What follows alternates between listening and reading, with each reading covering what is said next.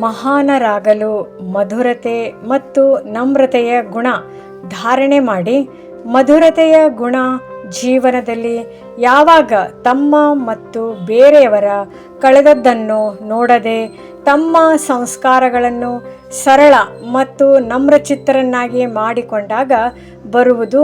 ಸರಳ ಚಿತ್ತ ಆತ್ಮರ ಗುಣವೇ ಮಧುರತೆ.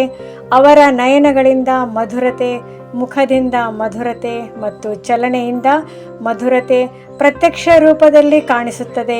ಮಧುರತೆ ಮತ್ತು ನಮ್ರತೆ ಈ ಎರಡು ವಿಶೇಷ ಧಾರಣೆಗಳಿಂದ ಸದಾ ವಿಶ್ವ ಕಲ್ಯಾಣಕಾರಿ ಮಹಾದಾನಿ ವರದಾನಿಗಳಾಗಿ ಬಿಡುತ್ತಾರೆ ಮತ್ತು ಸಹಜವೇ ಸ್ನೇಹದ ಪುರಾವೆ ಕೊಡಬಹುದು.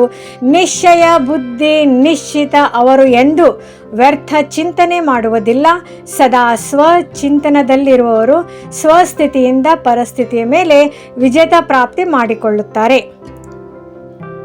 ಓಂ ಶಾಂತಿ. ಈ ವಿಡಿಯೋ ಇಷ್ಟವಾದಲ್ಲಿ ಹೆಚ್ಚಿನ ವಿಡಿಯೋಗಳ ಮಾಹಿತಿಗಾಗಿ ನಮ್ಮ ಚಾನಲ್ಗೆ ಸಬ್ಸ್ಕ್ರೈಬ್ ಮಾಡಿ. ತಮಗೆ ವಿಡಿಯೋ ನೋಟಿಫಿಕೇಷನ್ ಸಿಗ್ತಾ ಇರುವುದು ಧನ್ಯವಾದಗಳು.